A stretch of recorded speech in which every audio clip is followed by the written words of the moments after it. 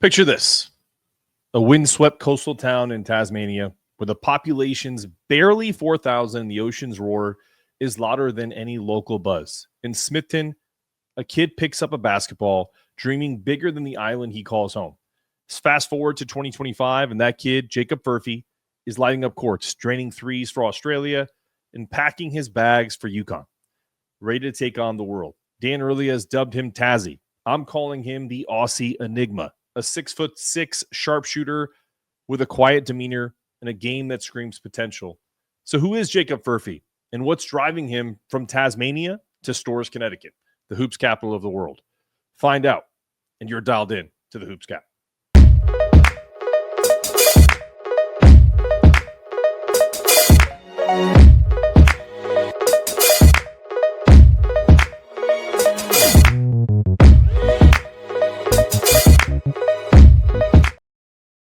Welcome into the Hoops Cap Pod, powered by Big East Energy, the only place to find full coverage of both the men's and women's basketball programs.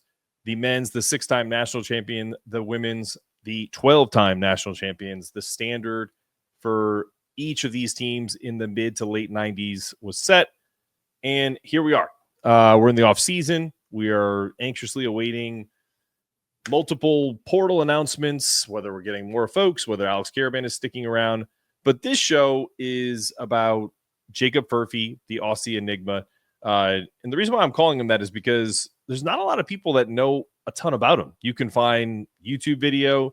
I have a great clip that I may play of Adam Finkelstein and I having a conversation before I was on my own when I was working for Locked On UConn, and talking about how he's really kind of the only unknown of each of the now 3 freshmen that are coming in since Darius Adams' decommitment over the weekend. So, man, Jacob, when I first heard your name, I initially thought of Johnny Furphy. I was like, they have to be related. They have to be brothers, right? Or cousins or some kind of thing. And then people flooded my Instagram and my YouTube comments were like, dude, they're not related. You found out that you actually are. Like, how did that come about? Yeah, so originally I didn't really know Johnny until I got to the NBA Academy, because he was there for, I think, a year maybe. And when I first got there, he was obviously there, and then he left on the bigger and better things. But originally we didn't think we were related at all. We had no clue if we were, how, or anything like that. So it was kind of just, we just kind of went with, we're not related, to keep it pretty simple. But no, I actually did an interview the other day and I got it wrong, so I apologize. But his uncle reached out to my mum, and okay. And yeah, pretty much just went through the whole family tree to see who was related and how we were related, if we were.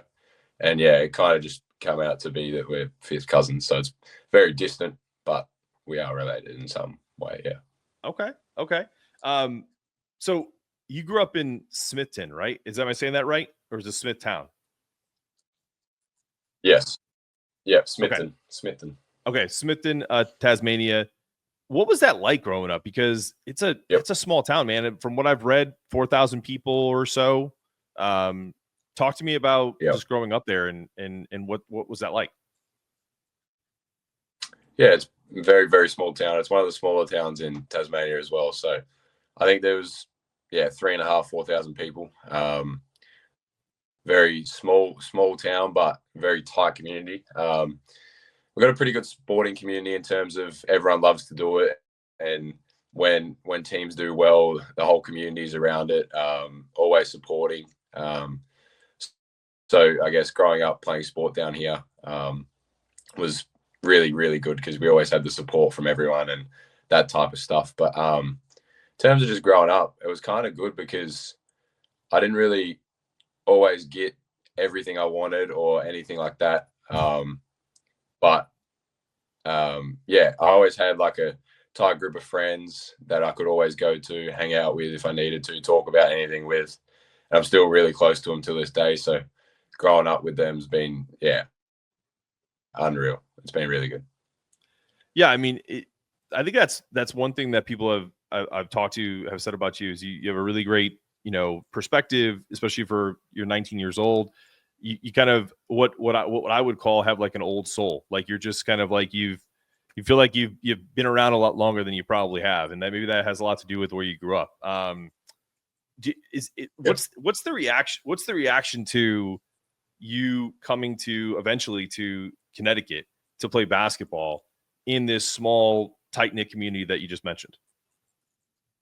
Yeah, it's been really big. I guess there's not many people that kind of leave Smithton to go on and move on with their careers in any type of sport, really.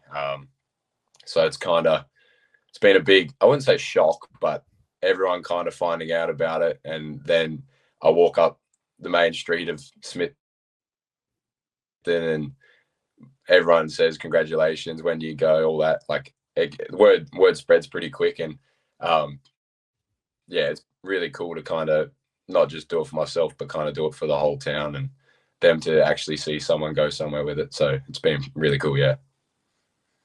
Can you? That's great. I can't imagine what that would be like. That's pretty awesome. What can you kind of dispel any, silly caricatures of what either Tasmania or Australia is about? Like when I grew up, because I'm in my 40s, right? My thought of Australia was literally like Crocodile Dundee, not the Crocodile Hunter, right? But the Hollywood movie, yeah, and people, and then going, the bush and all of that stuff. So like, what are some like common misconceptions that most Americans probably have about Australia and Tasmania as a whole? I wouldn't say there's too much like different. Like obviously, everywhere is not the outback. It's not the bush. So yeah, like obviously there's places that are like that, but not everywhere is like that. Like pretty much wherever a town or a city is, there's no bush really. So I guess that's kind of a common thing that people think. They just think of the outback and snakes and spiders and all of that. But I mean, yeah, like snakes and spiders, I wouldn't say they're common, but you see them around. Like they're not gonna not be there. But I feel like people are a lot more scared of them than what they actually are. Like if you don't really annoy them first, they're not gonna do much. So yeah, it's probably a big one, I reckon. Okay, I like it. What about this idea that I think I read an article that you talked to Dave Borges from Connecticut Insider about Dan Hurley asking about kangaroos. Like this idea that there's kangaroos everywhere. Where you're from, I think you said that that's true, but maybe not in more urban parts of like Melbourne or other places in Australia. Yeah, big cities don't really have them unless you kind of go to a zoo or something like that. So, yeah, kind of where I'm from is more of a country town. So if you drive maybe 5 minutes up the road, there'll be a fair few throughout the bush. But yeah, if you're in a city or something like that, you don't really see them. You see, so if I go to the Australian Open, I messaged you about that like years of I knew what time it was when I was texting you because of years of planning to watch the Australian Open on ESPN. If I ever end up going to the Australian Open as a fan in a couple of years, I'm not going to just sit next to a kangaroo and have a drink. That's not going to happen, right? No, that's definitely. If it does, it'll go viral, and then I'll tag you in it, and we'll both benefit. So it'll be a good thing. Oh yeah. All right, we're gonna take a short break, and when we come back, we're gonna talk about your basketball. You clearly have game, and how will it translate to UConn? The conversations that you had with Luke Murray and Dan Hurley, and kind of essentially what got you to where you're gonna end up in Storrs, Connecticut. We'll be right back. Yep.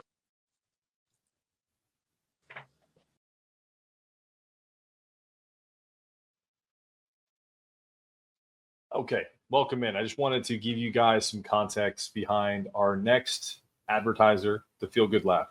Ryan Gresh has been a friend of mine since I started this podcast about a year or change ago.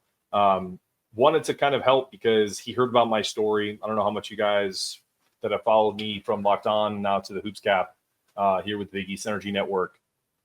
I had a stroke about 4 years ago, and I've changed a lot about the way I eat, drink, sleep, how I consume, really anything. And so when I told that story to Ryan, he really took an interest, and we talked about how potentially working with the Feelgood Lab could help optimize my need for longevity. And a lot of it has to do with I'm old and I want to stick around for my kids. So for anybody that's listening to this, I'm going to skip to Ryan's segment because I didn't want to just do a normal ad for the Feelgood Lab. I wanted you guys to see exactly what they do. And he even will show you and share with you that he's willing to jump on a call with you or an email exchange if you prefer it to figure out exactly what you want to do and if the Feelgood Lab can help you, just like he helps top flight athletes at UConn and really across the country. So use Big East Energy for 15% off at checkout. And without further ado, let's check out the Feelgood Lab. Big East Energy, Ryan Gresh here with the Feelgood Lab. And the same tools that we use to help elite athletes like Hassan Diarra, Nika Mule, and our very own Cam Spencer are the same things that we use to help people like you and I. People that want to optimize their overall health, feel a little bit younger, or are suffering from a chronic condition. And it's all about reducing inflammation, improving the nutrients in our body, and fixing our gut. And the way that we do that is not through a one-size-fits-all model. Everything is personalized. We offer products that are plant-based, natural, and help you identify the root cause. And oftentimes, we're looking at what's going into our body. So we have a food inflammation test, a gut microbiome test, so that we can treat you like an individual human that you are. And so the thing that we're the most excited about is actually connecting with you. Whether you're a UConn fan or not, please reach out, call us. We'd love to talk with you and see how we can help. Best in health.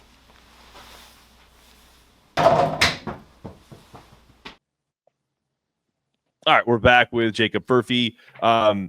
Forgive the audio or some of the delay. Look, tell people what time it is right now. I'm recording this at 8:41 p.m. Eastern time. What time is it where you're at? Yeah. And it's the next day here at 10:41 a.m. Right. So if we're having some connection issues, your audio sounds great. The video's a little choppy, but who cares? This is about you and you know and getting the information to the people. So I think what people want to know is the comps that I've heard is like Joe Ingles, and you know I think that can kind of be lazy because you're both left-handed, you're both about 6'6", 6'7", Australian. So like what about your game really kind of stands out for people that don't know you? Like, what would you say? Not what would a scout say, not what would Coach Hurley say, but what would you say about your game? I think obviously the main one that I think, and it comes to everyone's minds, I think, is that I have a really, really good basketball IQ. I might not be your best athlete. I might not be the quickest, not jump the highest, but I'm going to outsmart you in some way. So I think I've always had to find a different way to not be the best athlete, but find a way to pick the game apart in a different way. That's not my athleticism. So the main one I would say would be my IQ and understanding of the game. And then I have the ability to score. I can knock down the three pretty well. And if you take that away, I'm going to get to the cup. So yeah, I think that would be the main parts of my game. Yeah. When you watch Dan Hurley and Luke Murray and Kamani's offense, what excites you about the action that they run? Would you just say that, you know, you may not have the most, you know, elite athleticism, but you have basketball IQ, you have the ability to put the ball in the hole. What specific actions do you feel the most excited about doing when you get to Connecticut? Yeah, I mean, everything. I kind of just like the way that it's free flowing and kind of just next thing after next thing after next thing and making different reads. That's kind of how I've played my whole life, really. I'm not really a break you down off the dribble one-on-one guy. I'm more coming off pin downs, coming off airs, it may be on ball every now and then, but making the right reads out of different actions. Yeah. Let's go back to this basketball IQ. You mentioned, you can outsmart. There's a lot of ways to beat an opponent, right? You don't have to always do it physically. Sometimes it's mentally, right? You just is there something about your game? Do you a guy that I've heard you be similar to, and I'm not putting this pressure on you, but it's just what I've heard is Cam Spencer comes in 1 year. He's kind of like who everybody hates if you're not a UConn fan, and every UConn fan loves him because he's ours, right? But he also wasn't afraid to talk a little shit every once in a while to kind of get in people's faces. Like, I'm curious if that's a part of what you mean in terms of your basketball IQ, or is it just, hey man, my game does the talking? And it's no disrespect to Cams. I think there's a million ways you can skin a cat. Yeah. No, I'm kind of led more towards the let my game do the talking. I mean, if it's a necessary thing to talk a little bit of shit, I'm fine to do it. But okay. for the most part, I let my game do the talking and let the fans get involved. So yeah. And as you'll find, the longer you stay at UConn, the fans will get involved. So that's not something that you have to worry about. All right. Real quick, one thing I will ask you about this is,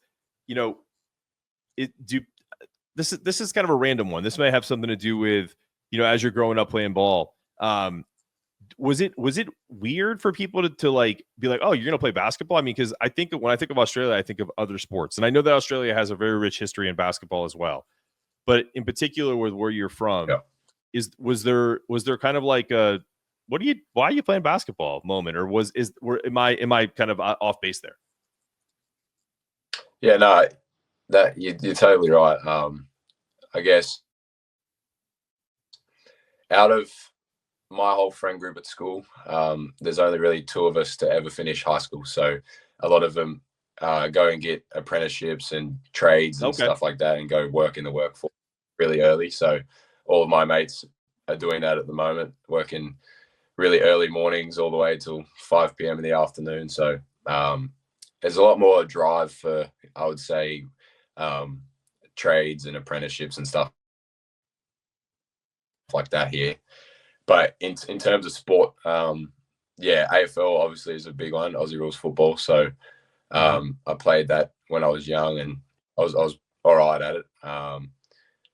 But I guess, there's always that question. People always say, why are you playing basketball and not AFL, or why you're not working or something like that. And I don't know, I guess now that they've seen that I'm going to college and things like that, they kind of see why I'm playing basketball now. So, there's always that question. Yeah, for sure. Yeah. No, and I kind of inferred it, and I just wanted to confirm it with you. I one thing I will ask you is, what are the differences like between, like you just mentioned, like people go to, people do apprenticeships. Have people asked you about like what you know about Connecticut in general? Like, because it's a different world. Like I was a college athlete, so you had to, and this is, 25 years ago, but still, sport, you're playing your sport, you're going to class, etc. That's a little different from the rest of the U.S. does it a little differently than the rest of the world when it comes to like how we set up our young people for success, right? So has anyone even questioned that about like what's college like? What are you guys doing there? Yeah, people do question it every now and then. Obviously, people they see kind of the college lifestyle on movies and stuff like that. But, sure. I guess I kind of get that question. That's like, is it really what it looks like? But yeah, no, I kind of just give them the brief details and let it be. So yeah. What was your impression of Stores in general? Yeah, I mean, looked like a smaller community, which I like. Obviously, it's not tiny, but kind of gives me that same feel as home here. and yeah, overall, just the people seem great. Obviously, I didn't get to meet a lot of the community, but people in general seemed really, really good, and kind of that same support that I have back home. So it kind of, yeah, it felt like home more than others. So yeah. Okay, I like it. All right, we're going to take another very quick break, and then we're going to finish up with Jacob for the last and final and third segment. We're going to play a couple of games. What do you know about? And then there'll be a couple questions there. And then who do you want, which is a fun game that I play. I read somewhere that you have gone on like 4-wheeler trips with some mates. So I'm gonna tweak my answer. Instead of a road trip, I'm gonna ask you potentially who you'd want to go camping with in the UConn universe, and see if there's anybody that you have met or talked to that stands out. And we're going to talk about that coming up after the break.